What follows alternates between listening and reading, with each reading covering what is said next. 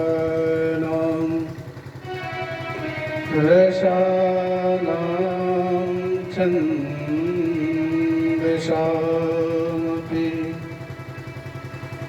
मङ्गलानां च कर्तारो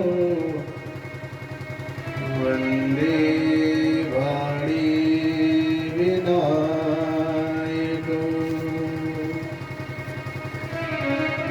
वन्दे विदेहतनया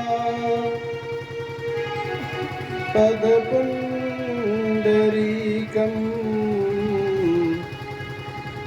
कैसरसौरभो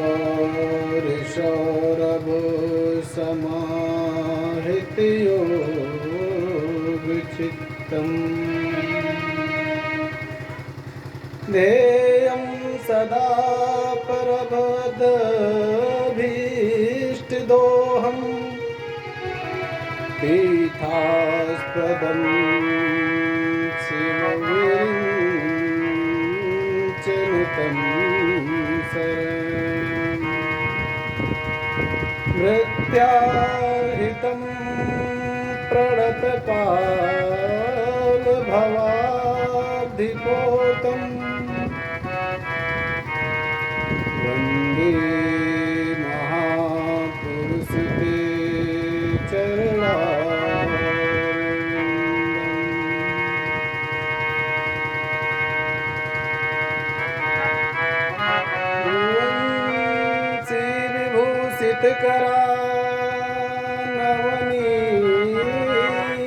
नवनीरदाभात्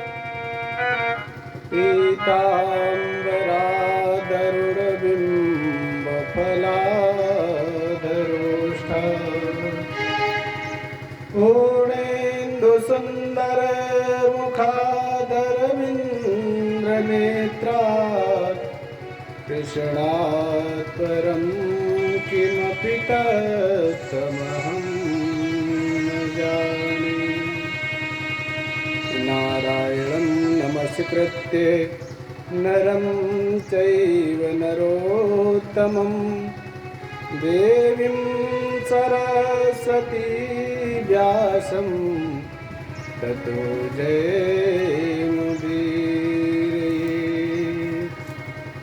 सीतानाथ समारंभा रामानन्दार्य मध्यमा अस्मदाचार्यपर्यन्तां वन्दे गुरुपरम्परा।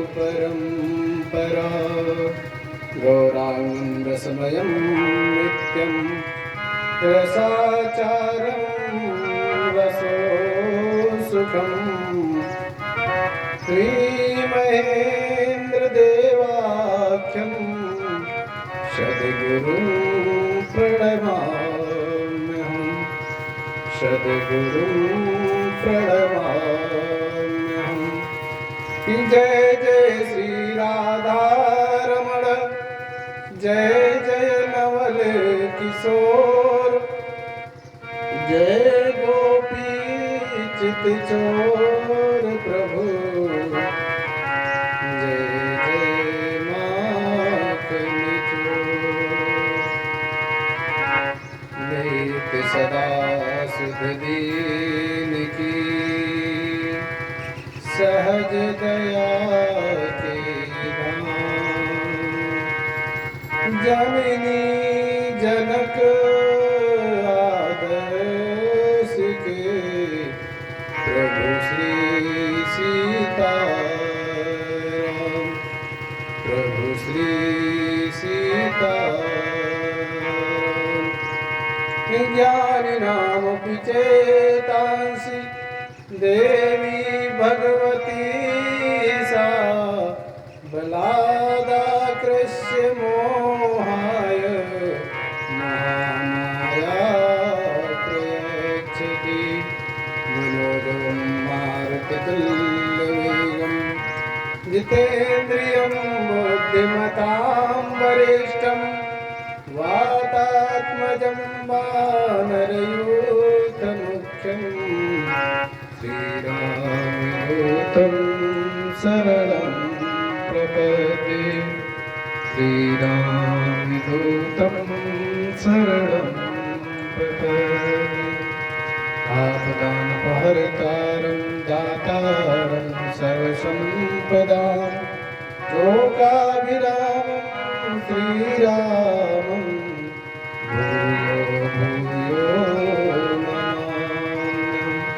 राघवेंद्र सरकार की जय। असीम बलवंत हनुमंत लाल की जय। आदि शक्ति माँ जगदम्बा की जय। भक्ति और भगवान की जय। जैसा कि हम सभी जानते हैं कि ईश्वर अंश जीव अविनाशी। आप सभी को ईश्वर का अंश मानकर जहाँ तक ध्वनि यंत्र के माध्यम से आवाज पहुंच रही है, सभी श्रोता बंधुओं का उस ईश्वर का अंश मानते हुए मैं प्रणाम करता हूँ। तत्पश्चात आपको कथा से जोड़ता हूँ। कथा ही जीवन का सार है। कवियों ने कहा है कि एक घड़ी आधी घड़ी आधी में बुनियाद तुलसी संगत साध की हरे कोटि अपराध। वहीं पर एक बार भगवान जी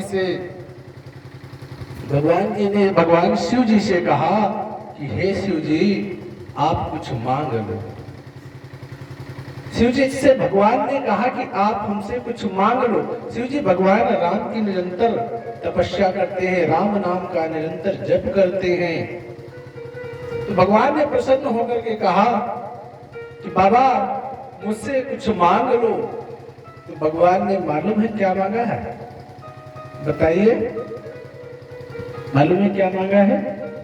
कि बार बार वर मांगहु देहु हरसि श्रीरंग पद सरोज अन पायनी भगति सदा सतसंग भगति सदा सतसंग।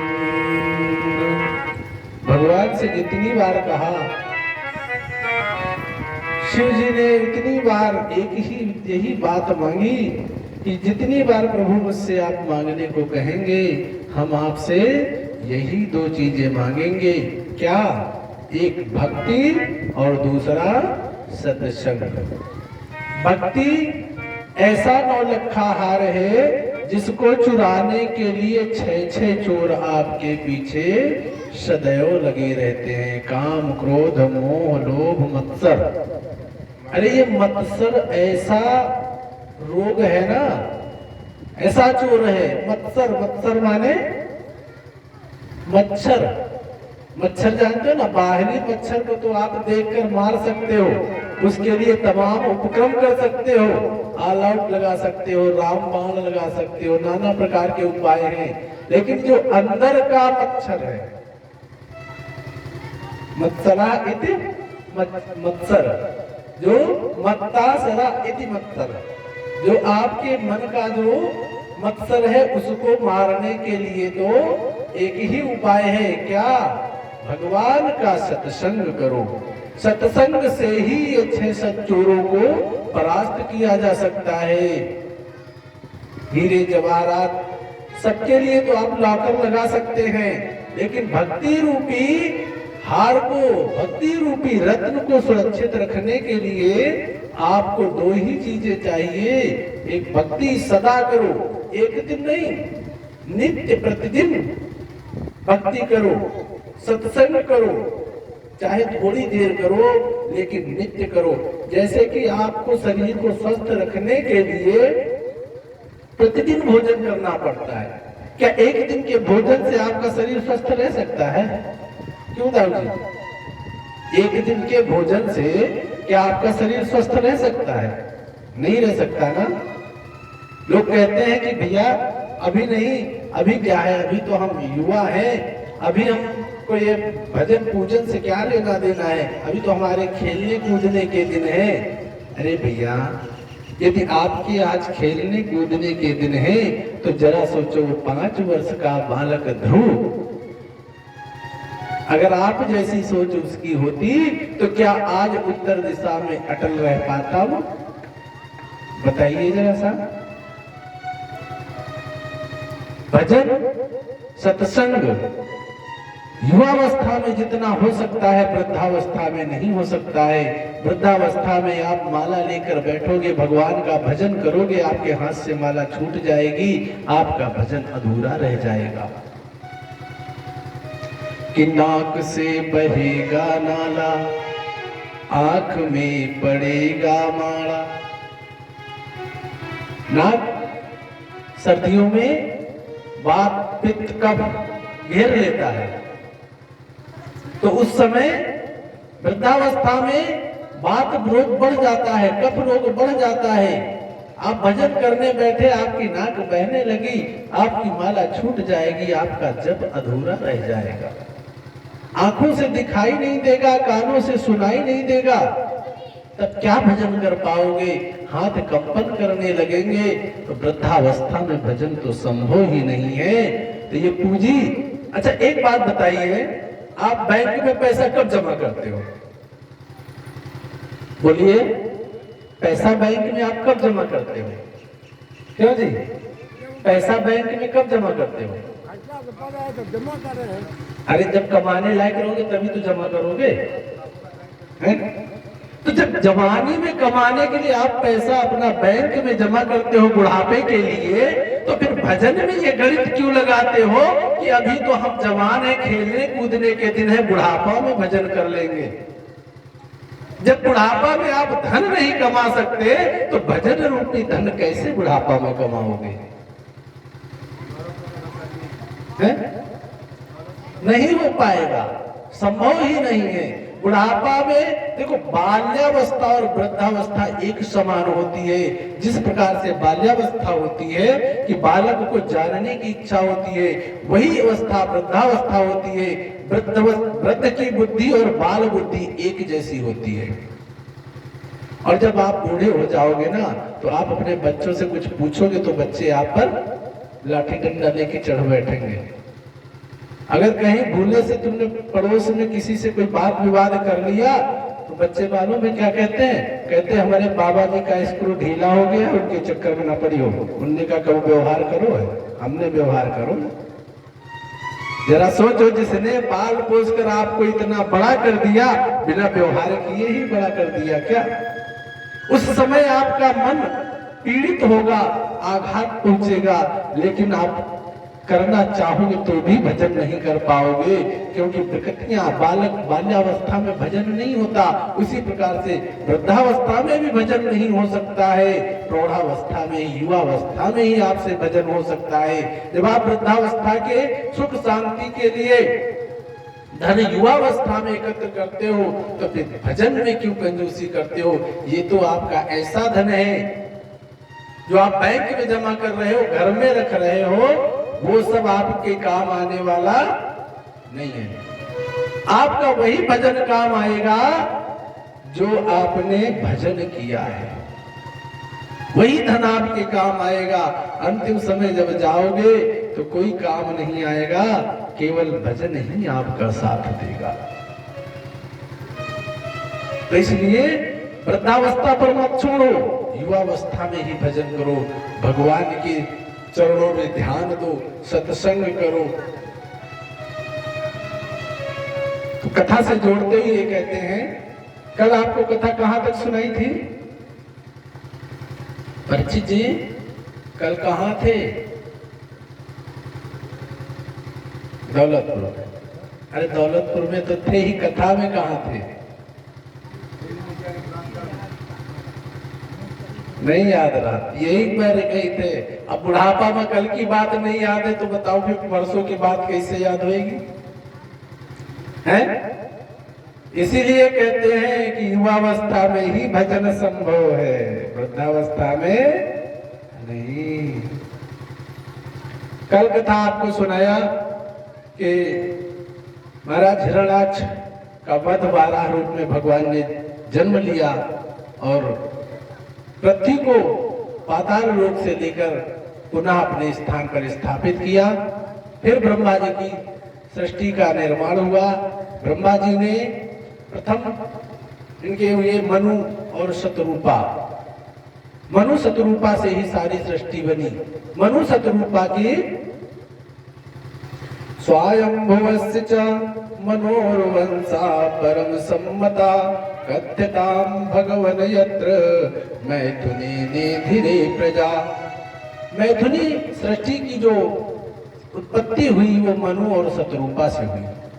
मनु शतरूपा के 5 संतानें हुई। कितनी संतानें हुई? 5। प्रियव्रतोत्तान पादो सुतो स्वायंभुवस्य वे यथा धर्मं जुगोपतो सप्तदीपवती महिम। 5 संतानें हुई, प्रिय 2 पुत्र हुए और 3 पुत्रियां। कितनी? 2 पुत्र और 3 पुत्रियां। 2 पुत्र कौन हुए?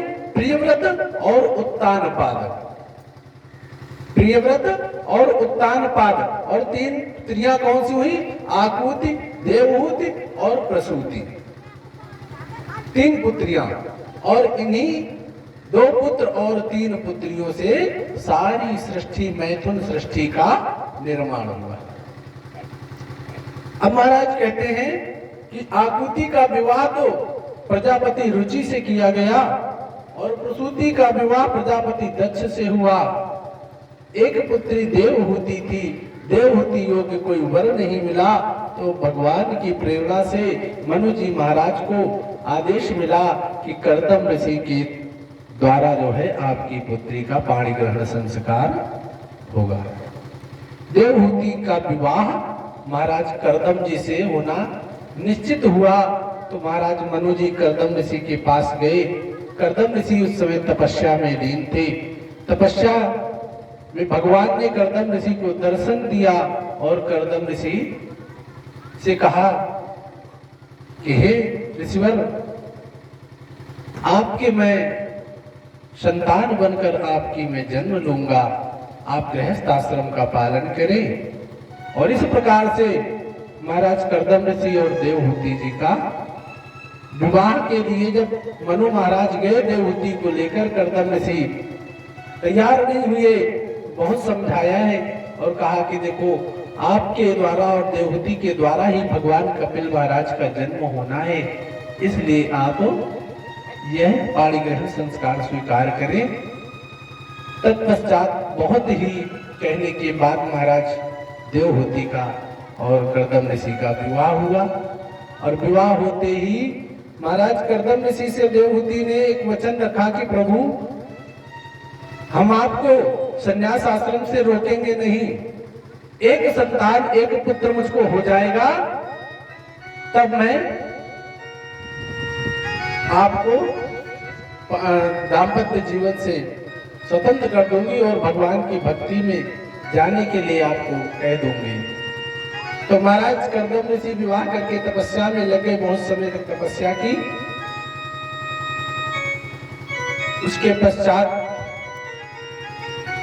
इन्हीं के द्वारा आगे आपको कपिल महाराज की कथा का श्रवण करना है। आपके